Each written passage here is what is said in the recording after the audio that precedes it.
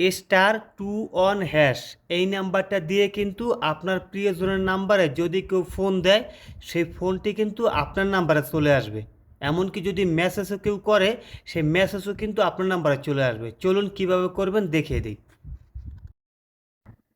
প্রথমে আপনারা আপনার প্রিয়জনের যে মোবাইলটি আছে সেই মোবাইলটি একবার হলেও আপনার কাছে নিতে হবে, ঠিক আছে?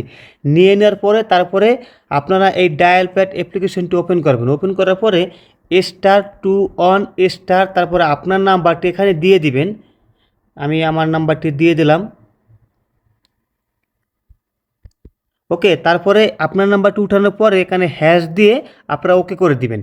ওকে করে দিয়ে দেওয়ার পরে কিন্তু এই অপশনটি চালু হয়ে যাবে। দেখুন রেজিস্ট্রেশন হওয়া সাকসেসফুল, ঠিক আছে?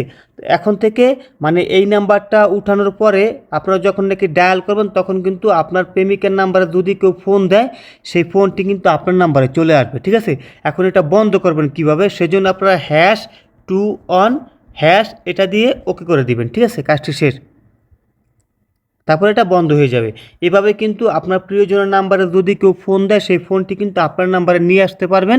আপনারা শুধুমাত্র আপনার প্রেমিকার যে মোবাইলটি আছে সেই মোবাইলে এই নাম্বারটি ডায়াল করতে হবে, যে নাম্বারটা আমি আপনাদেরকে দেখাইলাম, ঠিক আছে? সবাই ভালো থাকবেন আর ভিডিওটা অবশ্যই একটা শেয়ার করে দিবেন।